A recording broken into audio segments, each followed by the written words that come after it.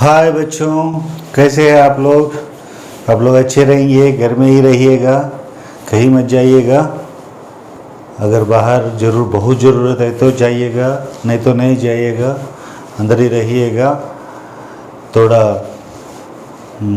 Exercise कीजिएगा और थोड़ा ध्यान कीजिएगा, ठीक है। भगवान के नमस्कार कीजिएगा और घर वालों का ख्याल रख लीजिएगा। आप लोगों का भी अपना ख्याल भी रख लीजिएगा, ठीक है। अगर बहुत ज़रूरत है तो बाहर जाएंगे तो सैनिटाइज़र और मास्क पहन के जाइएगा, सोशल डिस्टेंस मेंटेन कीजिएगा। अगर वापस घर आने के बाद भी हाथ धो लीजिएगा साबुन से, आप अच्छी तरह से रहिएगा, ठीक है। हाय बच्चों, आज हम लोग डिस्कस करने वाला है 2.8, ठीक है। 2.8 dimensions of physical quantities. Basically dimensions of physical quantities बोले तो क्या है? तो all the quantities, derived quantities can be expressed in terms of base quantities, ठीक है। So base quantities, physical quantities are known as 7 dimensions of the world. ये देख लीजिएगा, 7 dimensions of the physical world, ठीक है। 7 dimensions of the physical world. So these are represented by the bracket. Actually dimensions will be represented by the bracket.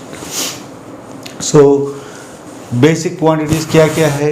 Length is represented by L, mass m represented by m, ठीक है, और time represented by t, and square brackets will be represented for the dimensions. Basically if you are putting the inside the square bracket means that is the dimension, basically represented by square bracket. So ampere, electric current के लिए ampere, so ampere is the dimension, and thermodynamic temperature Kelvin, and luminous intensity candela CD, ठीक है, and amount of substance mole dimension, ठीक है. So these are the basic dimensions, 7 dimensions of the physical world, and all the other derived quantities or physical quantities can be derived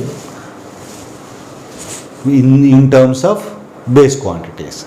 So dimensions of a physical quantity are the powers or exponents to which the base quantities are raised to represent that quantity, ठीक है.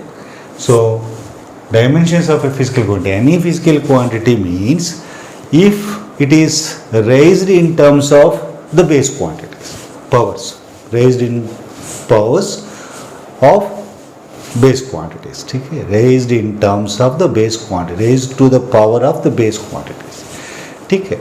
तो अभी हम एक question ले लेंगे. वो question क्या है? नीट 2020 में दिया है. तो dimensions of stress are, so options दिया है ए बी सी डी. सो पहले हम लोग ये डिस्कस करेंगे स्ट्रेस का डायमेंशन क्या है. स्ट्रेस का फॉर्मूला क्या है? पहले stress is equal to force by area, force by area. Force directly you can write, otherwise directly you can write what is the formula for force? Mass times of acceleration divided by area. Area is length square or LB, so length square. So mass is m only. Acceleration is LT minus 2 divided by L2. So this is equal to m L minus 1 T minus 2. So this is the formula for stress, dimensions of stress, ठीक है. तो आ गया, answer है D. बहुत ही आसान है question, NEET 2020 में दिया है. तो आप लोगों को क्वेश्चंस बहुत बेसिक क्वेश्चंस ही आ रहा है कोई भी टॉपिक में. एनसीईआरटी पढ़ लिया, पहले कैसे पढ़ेंगे वो पता नहीं है. तो अब तो एक कॉन्सेप्ट है, this is the question based on this concept, ठीक है. आपको बहुत ही आसानी तरह से. So dimensions will be represented in square brackets. So square bracket लगाएंगे, ठीक है. यहाँ भी स्क्वायर ब्रैकेट ये लगाएंगे.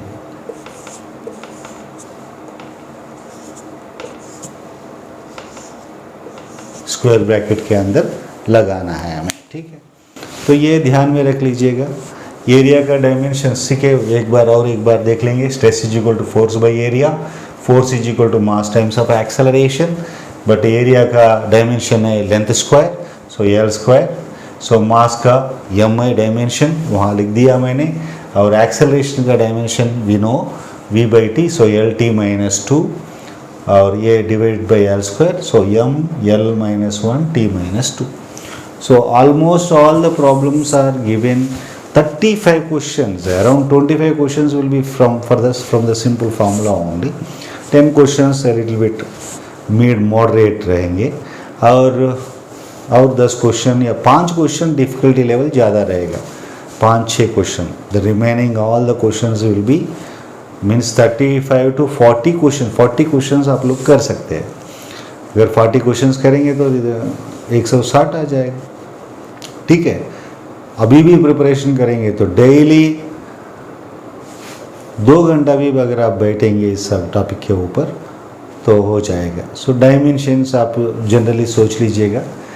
वेलोसिटी का डायमेंशन क्या है, एक्सेलरेशन का डायमेंशन क्या है, फोर्स का क्या है डायमेंशन, और एलास्टिसिटी का क्या है, प्रेशर का क्या है. सो आप लोग सोच सकते हैं ऐसे. या रिमेनिंग कुछ क्वेश्चंस है तो पुराने क्वेश्चंस है तो वो भी सॉल्व कर सकते हैं. तो बाद में कैसे भी मैं ये दे दूँगा, ये 28 के ऑनवर्ड्स कुछ ना कुछ देते जाऊँगा. सो असाइनमेंट शीट भी अभी तो काम आपके लिए कुछ क्वेश्चन सॉल्व कीजिएगा बेस्ड ऑन द डायमेंशंस, ठीक है. तो इतना ही है ये वीडियो में, और आगे मिलेंगे अगले वीडियो में. Thank you very much. Like कीजिएगा, शेयर कीजिएगा, सब्सक्राइब कीजिएगा, ठीक है. और कमेंट भी कीजिएगा. अभी कॉन्सेप्ट भी पढ़ा रहा हूँ, ये भी पढ़ा रहा हूँ, ऐसे ही चलेंगे हम लोग, ठीक है. Thank you very much.